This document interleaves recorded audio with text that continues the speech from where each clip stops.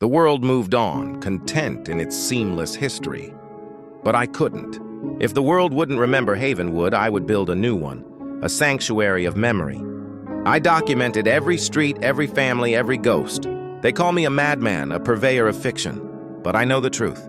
I am a cartographer of a lost world, a historian of a single shared memory. I am the last citizen of Havenwood, and my watch will not end. By morning, the town had never existed. But just yesterday, it was home. Havenwood. It wasn't a place you'd find on a tourist map, just a quiet cluster of houses and lives nestled in the heart of the Midwest. I remember the scent of freshly cut grass from Miller's farm, the sound of kids laughing in the town square, the taste of coffee at Sarah's diner. My wife Anna and I were building a life there. It was real. It was everything. I woke up in my car, parked on a dirt shoulder I didn't recognize. The sun was rising, but it was rising over an empty valley. No houses, no church spire, no Havenwood. A cold dread, sharp and absolute, settled in my gut. This wasn't right. The road was gone. My house was gone. I drove for an hour to the next town, Oak Ridge. At the gas station, I asked the attendant for directions back to Havenwood. He just stared at me, a blank, pitying look on his face. "Never heard of it," he said. "That valley's been empty for 100 years. My calls to Anna went to a disconnected number. My best friend, Mark, same thing.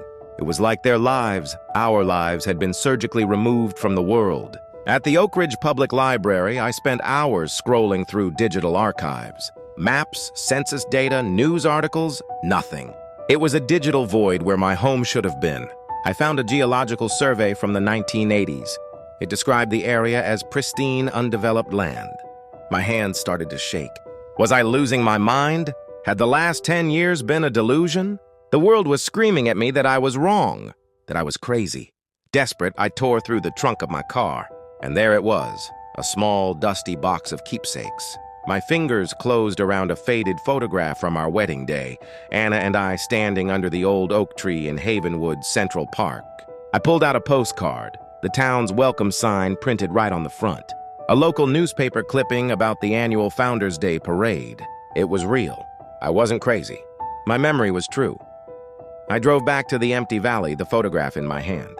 I stood where the main street should have been and held it up, aligning the picture with the horizon. For a breathtaking second, the world shimmered. I saw it, a ghostly, translucent outline of the town, flickering like a dying projection. Anna's face in our window, the flicker of the diner's neon sign. Then it was gone. It wasn't a memory. It was an echo. The world had forgotten Havenwood, but the land hadn't. I am the only one left who knows the truth. I don't know why it happened or how, but I know it was real. Now my life has a new, solitary purpose: to be the keeper of a memory, the last citizen of a town that disappeared overnight. To remember for everyone who can't.